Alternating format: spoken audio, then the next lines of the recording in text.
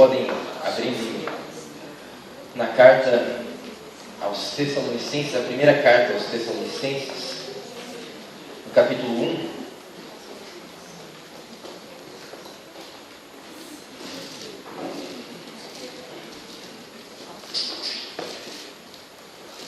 Nós, como Igreja do Senhor aqui em Curitiba, Campina Grande do Sul, nós temos esse desafio em missões, e isso mexe com o nosso coração, com todos os missionários que há no campo. Nós aqui, há um desejo de ganhar vidas. E na carta de Paulo aos Tessalonicenses, é mais uma obra de um grande missionário de Deus, um grande homem de Deus, chamado Paulo, e que foi a essa cidade chamada Tessalônica. E nós vamos ver um pouquinho hoje, aqui nesses versos, o que nós podemos aprender nesse capítulo 1, do 1 ao verso 10, sobre a igreja modelo, a igreja de Tessalônica. Vamos orar? Pai, nós precisamos de Ti, Senhor. Amém. A Tua palavra, Deus, ela tem poder, Pai. E não é, Deus, por persuasão de palavras, Deus. Não é muito saber que ela encontra, Deus, morada nos corações, Pai. Mas é somente, Deus, pela direção do Teu Espírito. E nessa noite, Deus, eu peço, Pai, que essa palavra, Deus, de poder, que é guiada pelo Teu Espírito, Deus, alcance o nosso coração. Amém. E essa palavra tem um nome, que é Cristo Jesus. Amém. Senhor Jesus, nós precisamos do Senhor nessa noite, Pai. Talvez nem nós mesmos, Deus, podemos sentir a tamanha necessidade, Deus, que o nosso Espírito está clamando por Ti, Pai. Mas que nessa noite o Senhor possa despertar isso em nós, Pai, para que possamos desejar a Ti, querer mais a Ti e viver essa vida que o Senhor tem para nós como igreja. Amém. Em nome de Jesus. Amém. Vamos ler, na verdade eu falei do capítulo 1, do verso 1, mas vamos ler o verso 2 em diante. Verso 2 diz assim: Damos sempre graças a Deus por todos vós, mencionando-nos em nossas orações e, sem cessar, recordando-nos diante do nosso Deus e Pai da operosidade da vossa fé, da abnegação do vosso amor e da firmeza da vossa esperança em nosso Senhor Jesus Cristo. Reconhecendo, irmãos amados de Deus, a vossa eleição, porque o nosso Evangelho não chegou até vós tão somente em palavra, mas sobretudo em poder, no Espírito Santo e em plena convicção, assim como sabeis ter sido o nosso procedimento entre vós e por amor de vós. Com efeito, vos tornastes imitadores nossos e do Senhor, tendo recebido a palavra, posto que em meio de muita tribulação, com alegria do Espírito Santo, de sorte que vos tornastes um modelo para todos os crentes na Macedônia e na Acaia.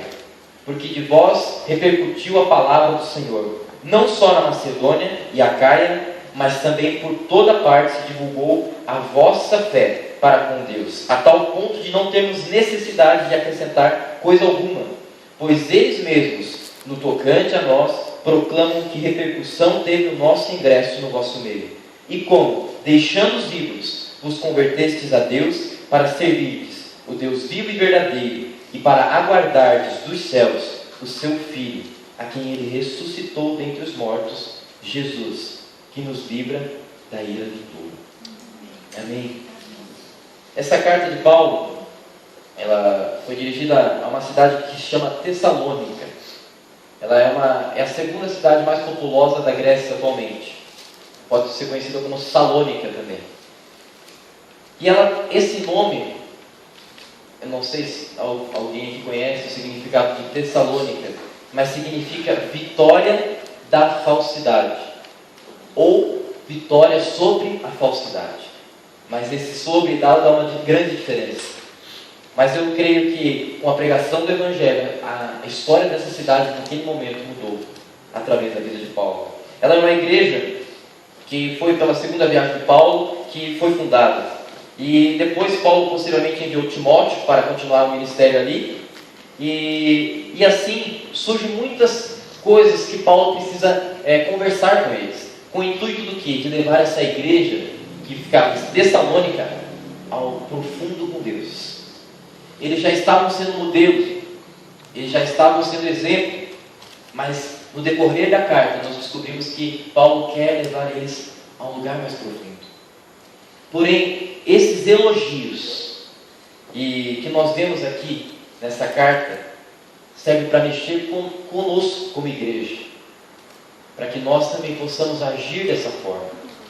Então nós vamos dar olhar alguns pontos que nós observamos nesses versos. Primeiro, no verso 2, Paulo fala assim: damos sempre graças a Deus por todos vós, mencionando-vos em nossas orações e sem cessar recordando-nos. E aí ele vai falar o que ele recorda. Mas algo, o primeiro ponto, nós aprendemos com Paulo nessa carta e com a igreja, que nós precisamos dar graças a Deus. E isso é um ponto que nós sabemos. Todos nós sabemos que devemos dar graças a Deus, ter esse coração agradecido a Deus. Porém, muitas vezes nossa oração é mais no sentido de petição, de pedidos. Paulo eleva o coração a Deus aqui nesse momento, a dar graças a Deus por essa igreja, por esses irmãos. Eu queria colocar uma pergunta para você nesse ponto. Quanto da sua oração você tem dedicado para agradecer a Deus? Eu tenho um desejo sempre, quando eu vou ter meu tempo de oração, eu gosto de agradecer ao Senhor, primeiramente, porque são tantas coisas que nós temos para agradecer. Podemos olhar até o trajeto da casa dos irmãos até aqui, tantas coisas o Senhor já nos livrou. Outra coisa que costumo pensar é de manhã cedo, logo que já acordo para fazer meu devocional, já penso de tantas coisas que o Senhor já me livrou ali, mesmo eu não tendo saído de casa. Porque o Senhor, Ele é digno de todo o nosso louvor, e nós devemos entender esse louvor que nós devemos dar a Ele, e essa gratidão que nós devemos dar a Ele. Você já parou para pensar que na sua casa pode acontecer tantos acidentes? Tantas coisas, temos na cozinha, tantas coisas. Nós vemos tantos absurdos, que aparecem às vezes assim de acidentes bobos, mas Deus coloca os anjos dele, e os anjos do Senhor se acampam ao redor daqueles que o temem, e esses anjos nos livram dessas maldades, do mal que há em cada dia. O Senhor Jesus orou na oração do Pai Nosso: livra-nos do mal. Há um mal, cada dia basta o seu mal, e nós precisamos entender que o Senhor tem nos livrado. Você já parou para pensar em coisas hoje, nesse dia, que você tem que agradecer a Deus? São tantas coisas.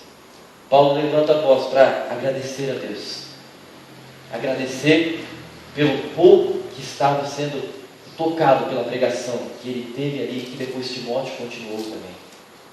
Então nós precisamos dar graças ao Senhor. Nós aprendemos isso. Paulo agradecia a Deus por essa igreja. Continuando ali, e sem cessar, no finalzinho do verso 2, ele fala: e sem cessar, recordando-nos. Só essa palavrinha aqui por enquanto, antes de nós olharmos ali. Tem coisas que nós precisamos recordar. Você já parou para pensar que se você olhar muitas vezes uma pessoa por aquilo que ela está fazendo naquela hora, talvez pode até ser errado, e você olhar somente naquela hora ali, você chama atenção e tal, você fica incomodado, mas aquele problema ou aquela situação ali vai ter um peso tão grande que te apaga tudo o que aconteceu no passado. E nós precisamos recordar as coisas que as pessoas também têm feito para nós. Tantas coisas. E aqui Paulo nos leva a recordar, e também recordar para orar. Nós esquecemos de muitas coisas. Nós precisamos recordar aquilo que nós já vivemos, recordar aonde passamos. É difícil, eu, quando eu estava estudando aqui, lendo também no devocional, é difícil não lembrar de onde nós passamos, do Bailique, né, onde eu estive lá também, e isso passa todo dia, né, na minha mente. Recordar dos momentos que eu vi lá, de pessoas que fizeram isso que Paulo fez aqui, que falou, de coisas que foram operosas, que fizeram coisas grandes, e ele tem essa memória dessas coisas. Ele ora para que isso permaneça, coisas boas. E o que ele ora aqui pedindo ao Senhor? E que ele recordou, recordando-nos diante do nosso Deus e Pai da operosidade da vossa fé. Operosidade da vossa fé. Pela manhã na chácara, o Kiko comentou um pouco, né, na verdade bastante até, com relação às obras que nós fazemos. As obras que serão julgadas. Não importa o que você fez, ou se você também até crê em Cristo, ali são todos. Todos passarão por um julgamento. Um julgamento que Deus irá mostrar para você, através do livro de memórias dele, o que você fez. Julgamento das obras. E aqui em Tessalonicenses nós vemos Paulo falando a operosidade da nossa fé.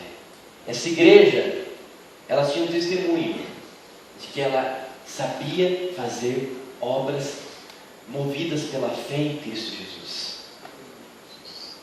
Eu creio que nós, como igreja local, temos feito muitas obras. Essa operosidade também. Mas eu pergunto, será que podemos mais? Eu creio. E eu creio individualmente. Seja sairmos ao supermercado, seja na rua, nós precisamos ser operosos. Aqueles que operam através da fé em Cristo Jesus. A fé sem obras é morta. Tiago falou isso, né? Porque aquele que diz que tem fé, mas não pratica, na verdade ele não tem fé. Aqueles que creem em Cristo Jesus, eles vão mostrar o testemunho. Essa igreja, ela tinha um testemunho de que era operosa em obras, ela em fé, através da sua fé. A sua fé vai levar você a fazer grandes coisas, a praticar. Se você olhasse para o seu tempo que você tem durante o dia, talvez no dia de hoje, eu pergunto quanto tempo talvez você desperdiçou com coisinhas, com coisas que não são úteis, ou coisas que não são obras geradas pela fé. São coisas que são supérfluas. Quanto do seu tempo você dedicou para isso hoje? O Senhor quer que nós sejamos operosos através da fé, em todo o nosso tempo. Outro ponto que nós vemos aqui, a operosidade da vossa fé, da abnegação do vosso amor. Essa questão de abnegação do vosso amor é um sacrifício por amor a Cristo. Um sacrifício por amor ao Senhor Jesus. Quando entendemos ao Senhor, nós entendemos o que o Senhor fez tão grandemente, nós entendemos o tamanho do sacrifício, e nós até pensamos, Senhor, tem que ir para a cruz, temos que nos negar, tem esse sacrifício, mas não é fácil. Mas nós devemos olhar para o Senhor Jesus e ver que Ele fez isso, e essa igreja estava olhando para o Senhor Jesus, e eles tiveram essa qualidade de abnegação do vosso amor. Você tem deixado realmente o Senhor trabalhar com você até ser um ponto de sacrifício que você vai precisar fazer? Deus vai nos levar. Nós vamos entrar mais para frente em outro ponto, mas tem sido falado muito sobre um outro evangelho, né? Que não é realmente sobre isso, de um sacrifício às vezes por Cristo, de um suprimento, mas também o Senhor nos requer o negar a si mesmo, um sacrifício. E é isso que a igreja em Tessalônica estava tendo, um sacrifício por amor ao Senhor Jesus. muitas coisas vão vir no caminho que nós vamos ter que escolher o que vamos fazer. E você vai ter que optar por aquilo que Cristo faria. Outro ponto que Paulo lembra na igreja em Tessalônica: e da firmeza da vossa esperança no Senhor Jesus Cristo. Firmeza da vossa esperança fala em aguardar o retorno de Cristo. E aguardar sem duvidar. Aguardar com desejo de Jesus voltar. Nós estávamos conversando até agora há pouco aqui, né? Que como nós esperamos pelo Senhor. É com a Anaíra, até aqui antes de entrar, né? Com o Senhor nós temos que pensar naquilo que é eterno. Isso é o que nos dá esperança. Esse mundo não nos dá esperança. Se nós olharmos para a situação econômica, não nos dá esperança. Se olharmos para a situação mundial, não nos dá esperança para esse mundo. Mas nós olhamos para a vida eterna. E aqui fala de firmeza, esperança no Senhor Jesus Cristo. Nosso Senhor Jesus Cristo. Se você tem focado seus olhos em Cristo, se você tem dedicado sua vida a Jesus, creia, há esperança. Há esperança. Pode ser que talvez você veio aqui essa noite sem esperança, mas em Cristo Jesus há esperança. Em Cristo Jesus há esperança. Ele é a esperança. O mundo tem colocado falsas esperanças, falsas expectativas que não nos levam a nada. Jesus é a esperança. A igreja de Tessalônica entendia isso. E eles eram reconhecidos que eles tinham firmeza nisso. Eles eram firmes e na esperança em Cristo Jesus. Jesus voltará. E as coisas que estão mostrando por aqui é que Ele logo voltará. E o Kiko comentou na sexta-feira no devocional, sobre a Terceira Guerra Mundial. Está se pairando muitos comentários sobre Rússia e o Ocidente. E eu fui pesquisar depois disso assim também, e tem cada coisa que eu nem sabia, e que está só mudando. Um clique, e tudo pode mudar. O que nesse mundo nos garante? Esse mundo não vale a pena nós firmarmos as nossas expectativas aqui, a nossa esperança aqui. A nossa firmeza tem que estar na esperança em Cristo. Em Cristo. Em Cristo Jesus. Vamos continuar. Verso 4. Reconhecendo, irmãos, amados de Deus, a vossa eleição. Este é um ponto que tem gerado muitos confrontos até em muitos locais, com respeito à eleição. A eleição, nós sabemos, Deus escolheu indivíduos. Deus escolheu pessoas que Deus abençoe. Deus escolheu indivíduos. Deus escolheu pessoas para fazer a obra dele. Nós não sabemos quais são. Nós iremos pregar. Mas é um ponto que tem se deixado fora, a questão da soberania de Deus na salvação do homem. Nós, por nós mesmos, não podemos obter salvação. Nós precisamos do intermédio do Senhor. E isso é o que mostra aqui a vossa eleição. Eles estavam sendo aprovados para aquilo que eles foram designados. Eles estavam obtendo bom testemunho para aquilo que eles foram eleitos.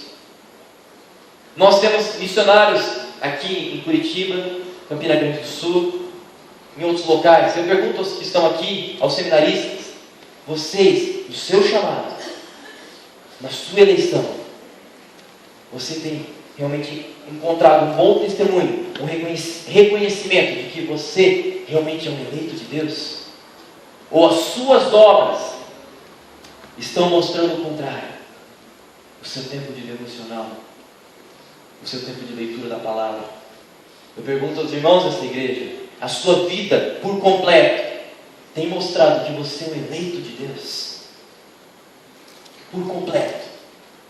Os eleitos de Deus, eles demonstram realmente que são eleitos, que são escolhidos. A graça de Deus transborda. A soberania de Deus é uma maravilha para os olhos. Nós cantamos, fico maravilhado. Ó Santo Deus, fico maravilhado. É profundo demais. Maravilhado com o quê? Com a sua grandeza. E tudo que eu tenho de precioso, eu derramo diante do Senhor, que é precioso. Isso mostra que nós entendemos que nós somos eleitos de Deus. Irmãos, se você não tem mostrado em suas obras, na sua vida, na sua casa, no seu individual, que você é um eleito de Deus, cuidado. Isso mostra claramente por uma conclusão óbvia que você não é. Se você talvez um dia veio aqui e fez uma profissão de fé, mas a sua vida não foi transformada, isso não dá em nada.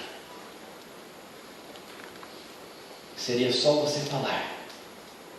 Mas se você fez essa profissão de fé, se você confessou Cristo Jesus e a sua vida começou a transformar, você começou a ter uma metanoia, mudança de mente, isso mostra que você é um eleito de Deus. Isso mostra que você é um escolhido de Deus. E nada pode te separar de Deus. Observe, Paulo fala que aqui eles são os eleitos de Deus. Eles tinham essa graça de Deus. E o comportamento dos eleitos de Deus é diferente do comportamento do mundo. O comportamento dos escolhidos de Deus é diferente do comportamento do mundo.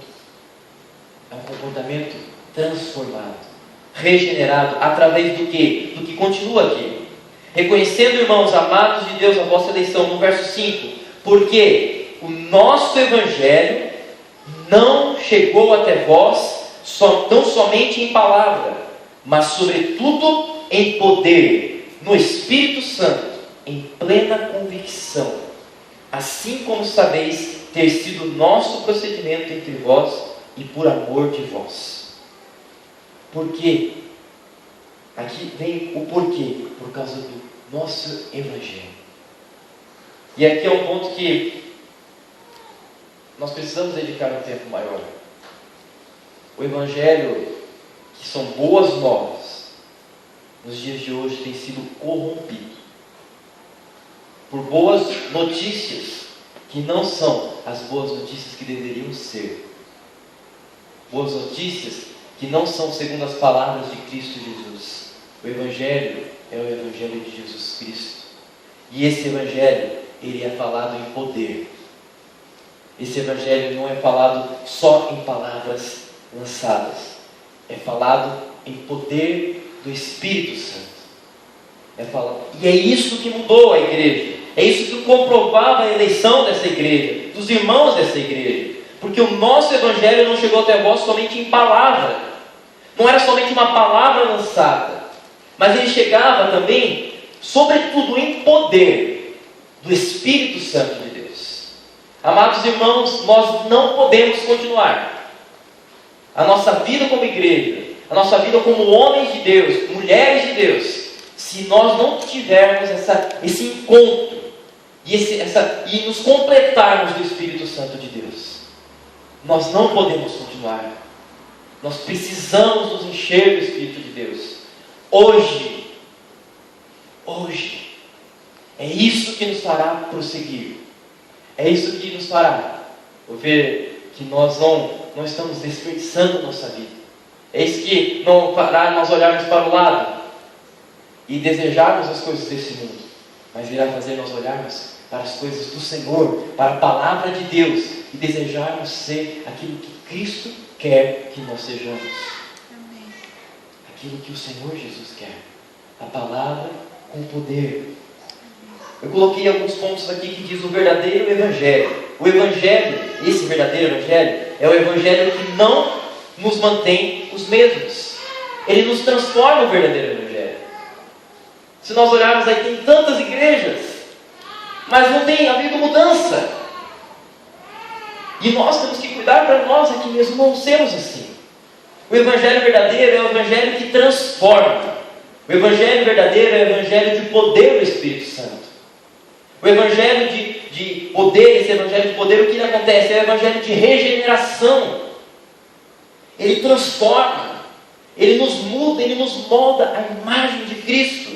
O Evangelho verdadeiro é o Evangelho que glorifica a Deus e não a homens. Esse é o verdadeiro Evangelho. Ele levará a glória para o Senhor. A nossa vida nos dará glória para o Senhor. Esse é o verdadeiro Evangelho. O verdadeiro Evangelho é o Evangelho que não é só de palavras. O verdadeiro Evangelho é o Evangelho da convicção pela fé. Não é por aquilo que vemos. É o Evangelho que nos leva a agir em fé. Os nossos irmãos fizeram um apelo para o campo missionário entre os indígenas. Você pode pensar muitas coisas, mas eu não sou capacitado. Talvez eu não tenha esse chamado. Você irá ver que você deve agir em fé. A ordem de Deus é: ide. Ide por todo o mundo e pregai o Evangelho. Pregai o Evangelho. É fé. E o mundo é grande. E há locais que nós nem imaginamos que existem. E que há pessoas lá que estão esperando para ouvir esse Evangelho de poder. Não esse Evangelho de multidões, mas o Evangelho de poder, que muitas vezes não é nem reconhecido. Que vai até uma tribo ali e gasta sua vida às vezes 20, 30, 40 anos para ganhar as pessoas daquela tribo. Evangelho que transforma. Esse, resumindo, é o Evangelho de Jesus Cristo. O Evangelho de Jesus Cristo. Eu vou ler aqui o que Jesus falou sobre esse ministério, que é: certa vez Jesus ele entrou numa sinagoga, e ele entrou nessa sinagoga e ele pediu um livro para ele ler. Um rolo, um pergaminho que tinha lá, e esse livro era o livro de Isaías. E nesse livro, o que estava escrito? Lucas, capítulo 4, no verso 16. Os irmãos, só ouçam. Indo para Nazaré, onde fora criado, entrou no sábado na sinagoga, segundo o seu costume, e levantou-se para ler. Então lhe deram um livro do profeta Isaías, e abrindo o livro, achou o lugar onde estava escrito. Presta atenção. O Espírito do Senhor está sobre mim, pelo que me ungiu para evangelizar os pobres.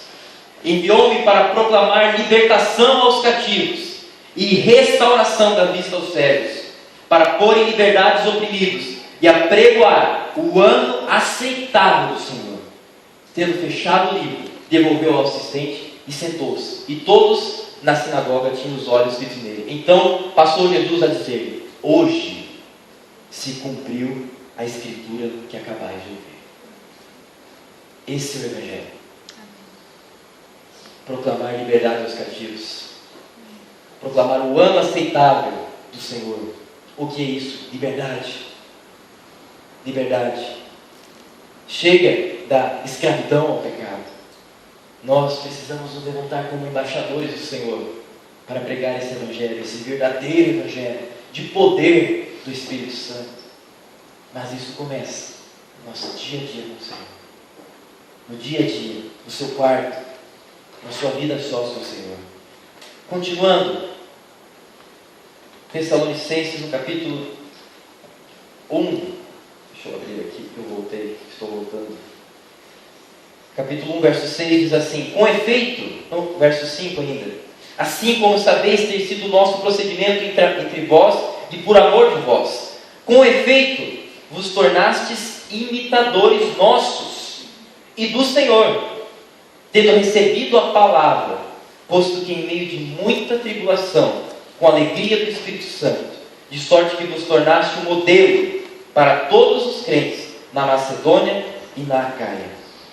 No verso 6 nós entendemos que a igreja em Tessalônica se tornou imitadora, os irmãos imitadores do Senhor Jesus. Quando se prega o Evangelho, quando se vive o verdadeiro Evangelho, nós vamos nos tornar semelhantes a Cristo Jesus, imitadores do Senhor. Uma igreja que imita ao Senhor. Há um filme que, na verdade, tem um livro que foi feito um filme, e o livro é melhor que o filme, com certeza. Eu li o livro antes em seus passos o que faria Jesus. E segue aquele homem indo para vários locais, ele entra numa igreja, e há uma pregação ali, que foi lançado para aquela igreja, foi desafiada para, em tudo que ela fosse fazer, ela deveria pensar antes: o que Jesus faria se estivesse no meu lugar? Imagina só a mudança que seria se você, em tudo que você fizesse, você perguntasse antes: o que será que Jesus faria no meu lugar? O que será que Jesus faria quando eu estivesse sozinho, no meu quarto, na frente do computador? O que será que Jesus faria quando eu estivesse na rua e as pessoas talvez precisavam de uma palavra ali e você se esquivasse? O que será que Jesus faria? Ele, o verdadeiro Evangelho, nos chama a proclamar liberdade aos cativos. E assim nós seremos imitadores do Senhor Jesus. Imitadores do Senhor Jesus. Imitadores de Cristo em amor. Imitadores de Cristo em poder. Imitadores de Cristo no sofrimento. No sofrimento. Nós também temos que imitar o Senhor Jesus e nos tornar participantes do sofrimento de Cristo. Pedro nos alerta para isso, para nós sermos participantes do sofrimento de Cristo. Aqueles que imitam Jesus irão participar do sofrimento de Cristo. E nós precisamos abraçar esse sofrimento e não recusar. Nós precisamos nos aproximar deste sofrimento, porque ele irá trazer uma obra, uma transformação em nós muito maior. Nós sabemos de decor um versículo que fala: todas as coisas cooperam para o bem daqueles que amam a Deus, segundo o seu propósito, o seu beneplácito que há em vós. Só que esse propósito, o que é? De nos fazer conforme a imagem de Cristo Jesus. É nos tornarmos semelhantes a Cristo. Então nós podemos falar assim: irmão, todas as coisas cooperam para o seu bem.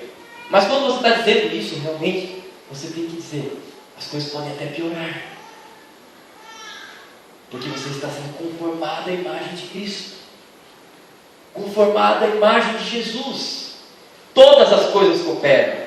Todas as coisas cooperam, não há nenhuma, se você está em Cristo Jesus. E isso irá levar você a se conformar em Cristo, conformar à imagem de Jesus.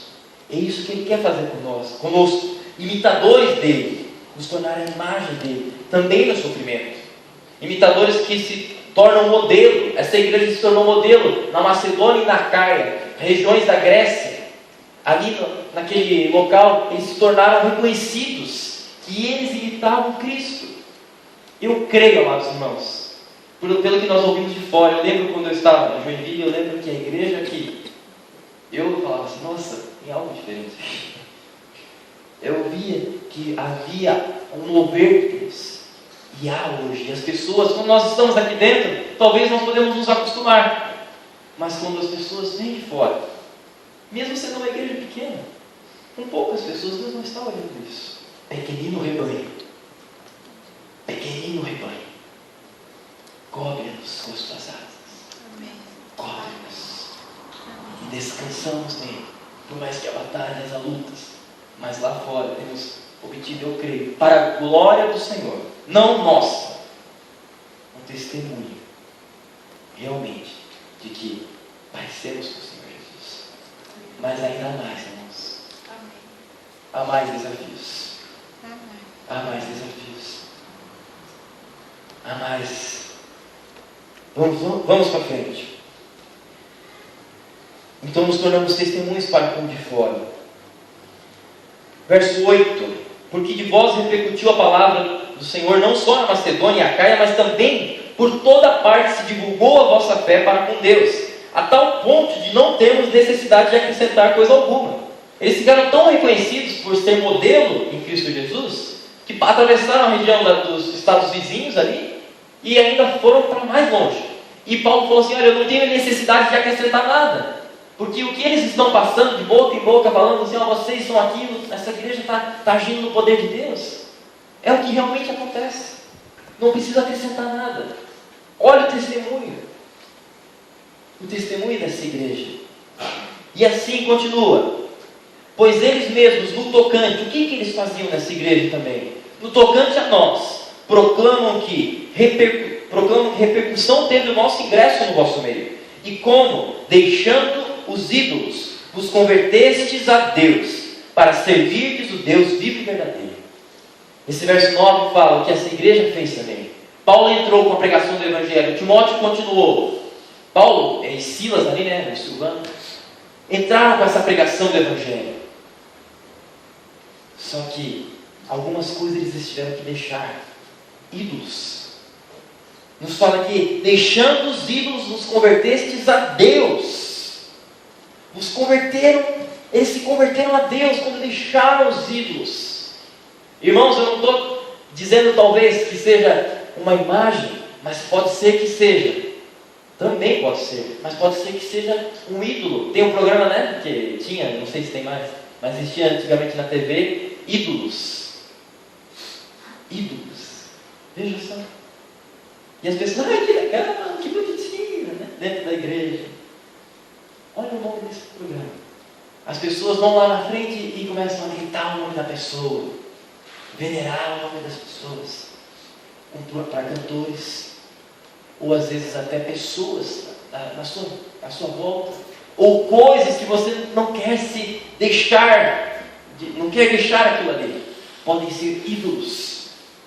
E isso impede de você conhecer ao Deus verdadeiro, o vivo e verdadeiro. Olha o que fala aqui: deixando os ídolos, os convertestes a Deus.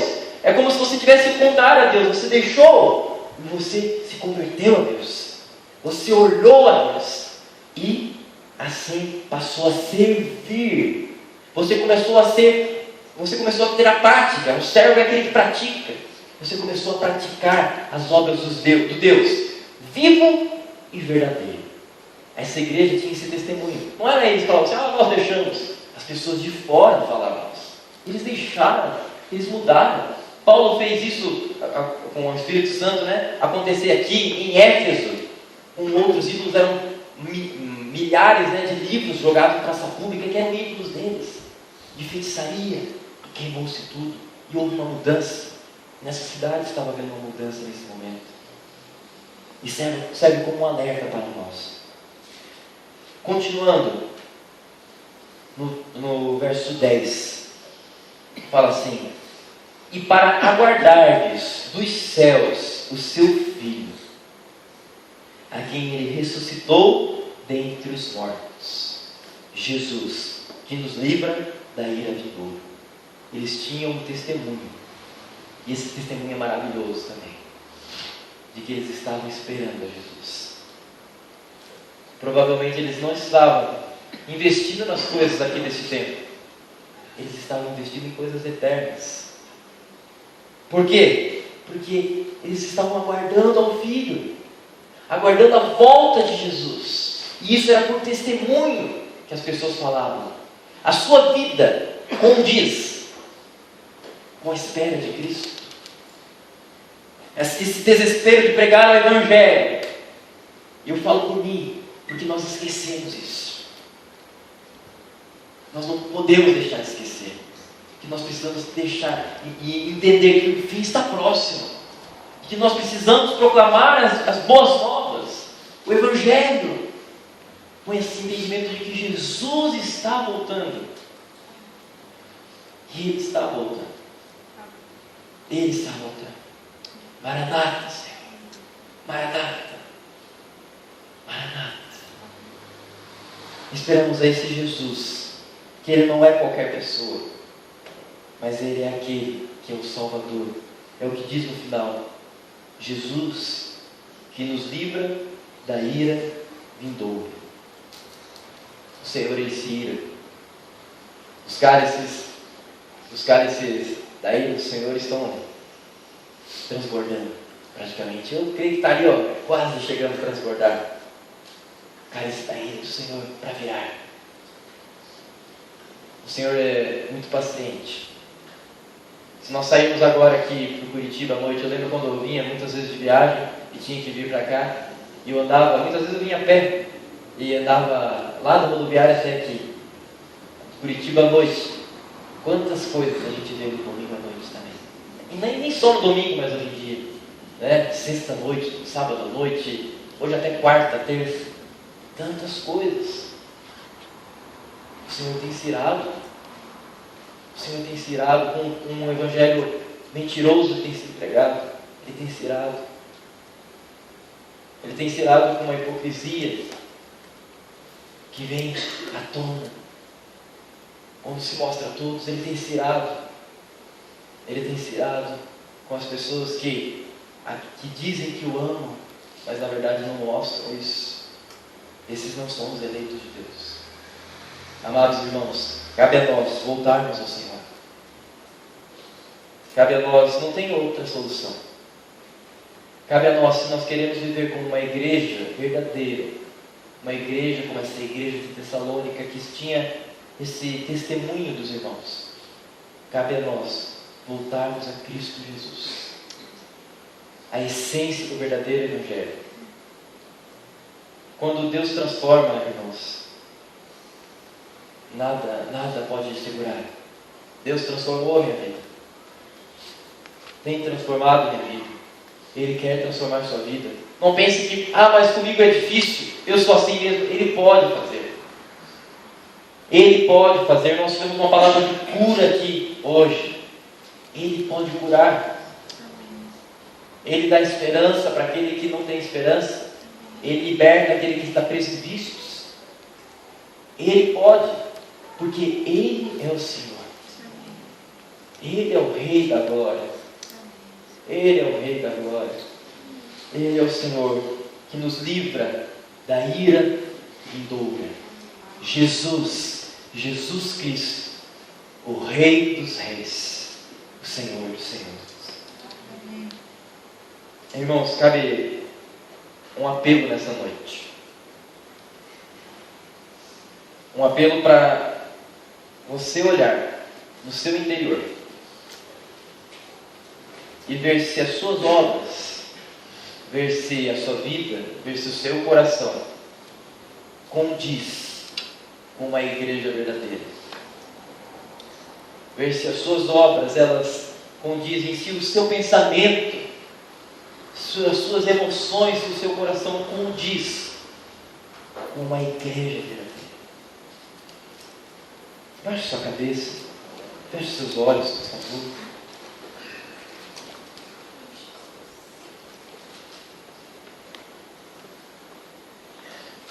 Senhor, eu lembro que em Efésios o Senhor, através da vida de Paulo, o Senhor fala que nós estávamos mortos. Nós estávamos mortos. Ou seja, nós não tínhamos esperança mais. Nós sequer poderíamos pensar em ter esperança. Nós estávamos mortos em nossos delitos, nos nossos pecados. Mas ali no meio do capítulo 2 vem uma vírgula e vem um mas. Mas Jesus, esse que nos livra da ira vindoura, esse que tem grande misericórdia, esse que pagou o preço, e esse que é o Rei dos reis, mas Jesus transformou. Mas Jesus, sendo rico em misericórdia, nos deu vida juntamente com Cristo. É o Senhor Jesus. Eu não venho aqui pregar para me aparecer. Eu não venho aqui pregar para ser duro. Eu não venho aqui pregar porque sou mandado. Eu venho aqui pregar porque eu entendo que o verdadeiro Evangelho ele existe ainda. Eu entendo que o Senhor Jesus ele está aqui nessa noite. E Ele diz: há esperança. E Ele diz que por mais que nós sejamos aqueles que por nós mesmos queremos nos abandonar ao Senhor e queremos desistir talvez de muitas coisas, Nós, ao olharmos para o Senhor Jesus, para a face do Senhor Jesus, nós podemos ver que há esperança. Há desafios para nós como igreja local, há desafios na sua vida, no íntimo da sua vida, de transformação que você quer ver, um romper de Deus talvez na sua vida. Eu sei que há. Deus, Ele quer mais de nós. E nós precisamos romper, mas nós não temos força. Nós precisamos clamar ao Senhor Jesus. Desde o Salmo 107 fala que na angústia clamaram ao Senhor. A angústia é quando nós nos sentimos doendo por dentro, não sabendo o que fazer. Vem a angústia e nós clamamos, porque não sabemos o que fazer. Seja essa noite um tempo que você clamar ao Senhor. Seja este o momento, agora o tempo que você conheça Cristo Jesus genuinamente. Seja um tempo de um novo nascimento nessa noite. Porque o Senhor Jesus está aqui. Ele é a fonte de águas vivas. Ele é o Rei dos Reis. Ele é o Salvador. Ele é aquele que morreu por você, para dizer que te ama e quer restaurar a sua vida. Esse é o Senhor Jesus que eu conheço. Esse é o Senhor Jesus que eu vivo. Esse é o grande Deus a qual eu sirvo. O Senhor Jesus. E Ele te convida nessa noite a se render a Ele por completo. Por completo. Não há mais tempo. Não há mais tempo. O tempo é hoje. Ao dia que se chama hoje. Ele quer o seu coração. Amém. Senhor Jesus. Senhor Jesus. Precisamos tanto de Ti, Pai. Oh Deus, eu me sinto fraco, Pai, por tantas coisas. Limitado, Pai, mas eu sei, Pai, que o Senhor, Deus, é aquele que transborda, Deus. O Senhor é aquele que faz infinitamente mais de tudo aquilo que pedimos ou pensamos, segundo o poder que opera em nós, Senhor. Aí eu oro para que nessa noite, como aquela palavra, Deus, foi liberada para que os ossos se mexessem, que a carne se ligasse aos ossos, e ali houvesse vida àqueles ossos secos, Pai. Eu oro, Deus, para que nessa noite o Senhor venha cravar isso em nosso coração. A Tua vida. Amém. A Tua vida em nós, Senhor. Ó Deus, nós não temos força, Deus, para romper, Pai. Há uma porta aberta a nós, Deus, mas não temos força para avançar, Pai. Mas Tu és aquele que nos faz atravessar, Pai. Amém. Ó Deus, Tu és a esperança e Tu és aquele que fala: venha. Venha a mim. E eu quero te convidar essa noite.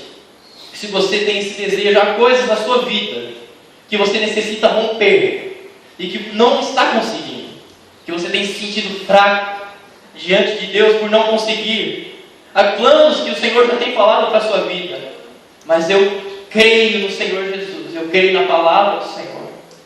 E nessa noite Ele está dizendo: venha aqui à frente, se prostre, entregue-se a mim, entregue-se nessa noite a mim.